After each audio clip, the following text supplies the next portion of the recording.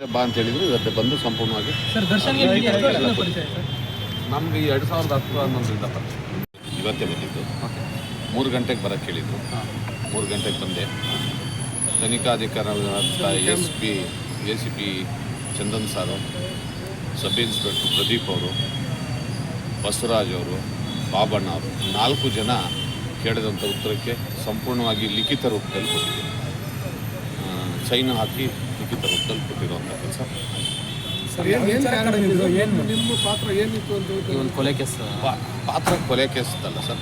ಅವ್ರು ಏನು ಪ್ರಶ್ನೆಗಳು ಕೇಳಿದ್ರು, ಆ ಕ್ಯಾಶ್ ಬಗ್ಗೆ ಏನು ಪ್ರಶ್ನೆ ಕೇಳಿದ್ರು ಅದಕ್ಕೆ ಉತ್ತರ ಕೊಟ್ಟಿದ್ದು ನಾವು ತೊಗೊಂಡಿದ್ವಿ.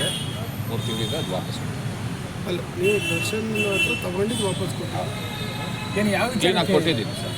ಈಗ ತನಿಖೆ ಹಂತದಲ್ಲಿ ಇರೋದ್ರಿಂದ ನಾವು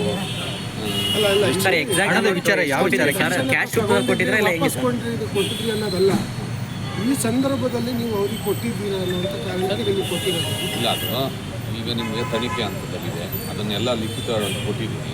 ದಯವಿಟ್ಟು ಸರ್ ಯಾವ ಟೈಮಲ್ಲಿ ಕೊಟ್ಟಿದ್ರಿ?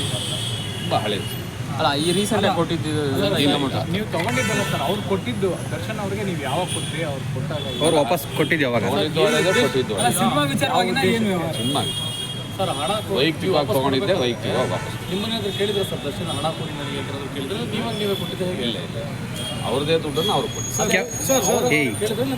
ನೀವು ತುಂಬ ದಿನಗಳಾಗಿತ್ತು ನಾವು ಅವ್ರ ಹತ್ರ ತಗೊಂಡಿದ್ವಿ, ಇಸ್ಕೊಂಡಿದ್ದು, ಕೊಟ್ಟಿದ್ವಿ ಅಂತ ಹೇಳಿ ತುಂಬ ದಿನಗಳಾಗಿದ್ದು. ಯಾಕೆ ನೀವು ಸಾಕಷ್ಟು ವ್ಯವಹಾರ ಮಾಡೋಂಥ ದರ್ಶನ್ ಸುಮಾರು ಜನರ ಹತ್ರ ಮಾಡಿ ನಿಮ್ಮನ್ನು ಯಾಕೆ ನೋಟಿಸ್ ಮಾಡಿದ್ರು?